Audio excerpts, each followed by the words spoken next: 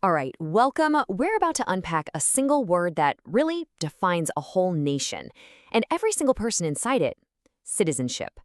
Now, if you're studying for the UPSC, you know this is absolutely foundational. For everyone else, it's just a fascinating story that tries to answer a very simple but incredibly powerful question: who belongs? Let's find out. To really understand the law, you have to feel the history that wrote it. This quote, this isn't some academic footnote. This was the raw, visceral reality of partition in 1947. Just try to imagine millions of people fleeing with literally nothing but their lives, creating this massive identity crisis for a brand new nation on its very first day. This chaos, this is where the story of Indian citizenship really begins. So, how in the world do we make sense of such a complex topic? Well, we're just going to follow the story as it happened. We'll start right in the middle of that chaos of 1947, then we'll see how the Constitution brought the first real sense of order. From there, we'll dig into the detailed rulebook, the 1955 Act, figure out how citizenship can be lost, and finally, we'll connect it all to the debates that are still happening today. Okay, let's start with the chaos. It's August 1947. A new nation is born, but it's completely fractured. Lines were drawn on a map, sure, but millions of actual people were on the move, crossing these new, totally invisible borders. With no records, no system, the government was facing this just overwhelming question. In this sea of humanity, who is one of us? This timeline really shows you the government's desperate scramble for some kind of control. I mean, look at the gap.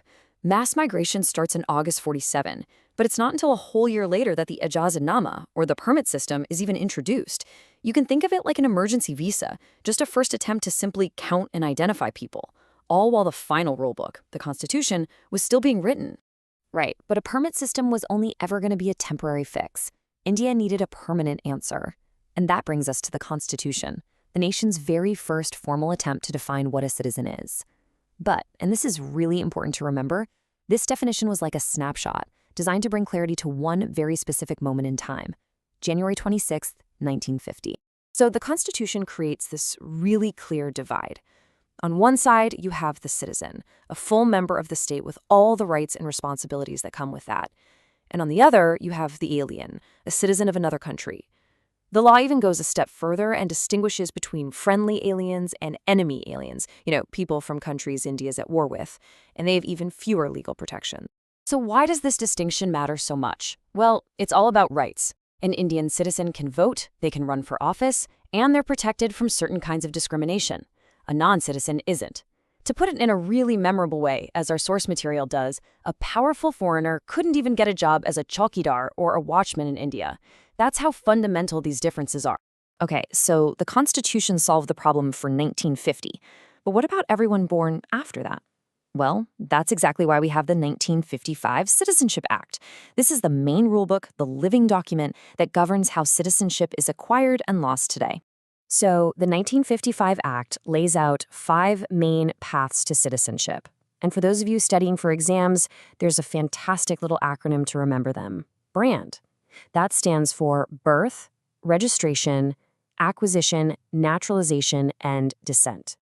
Now, this is where things get really interesting because we see the law changing with the times. Just look at how the most common path, citizenship by birth, has tightened up. At first, simply being born in India was enough.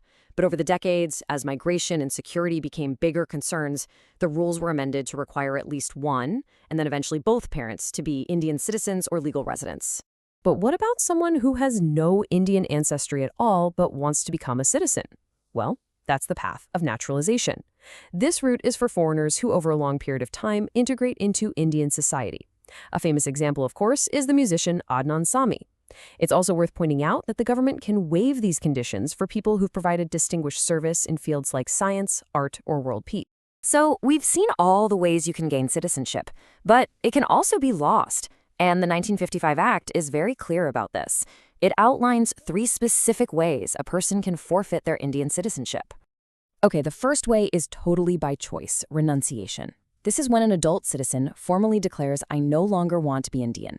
It's a huge decision, and it also affects their minor children. They lose their citizenship too. However, the law does provide a little window for those children to reclaim their Indian citizenship once they turn 18. The second way is automatic. It's called termination.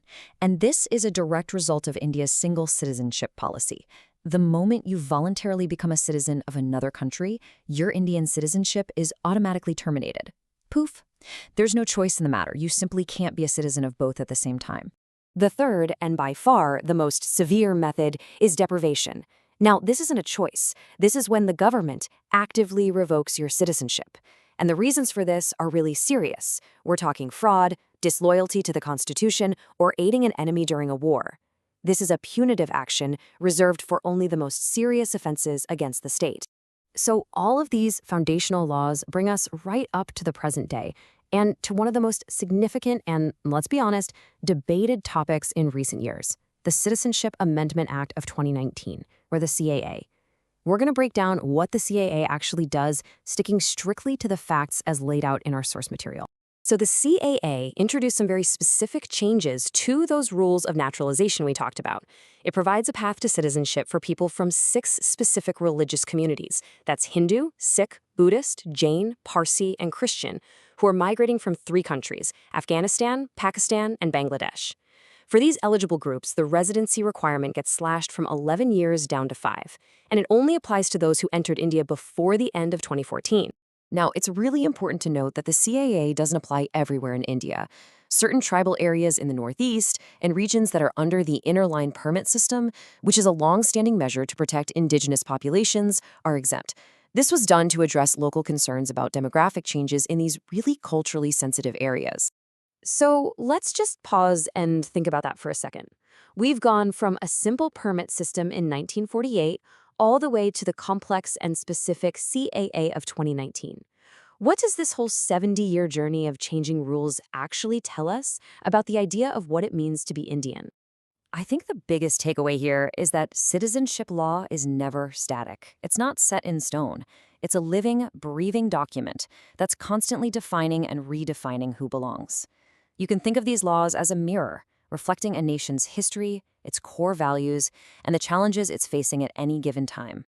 Ultimately, what it all boils down to is that citizenship is a kind of contract. On one side, it gives you this precious bundle of rights, the right to vote, to hold office, and a real sense of identity and belonging. But on the other side, it demands allegiance, a loyalty to the state, and all the duties that come with being a full member of the nation.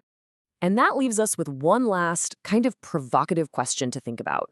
If citizenship really is this fundamental bond of loyalty between a person and a state, what happens to that bond, and to the people who are part of it, when the very rules that define it undergo such a significant change?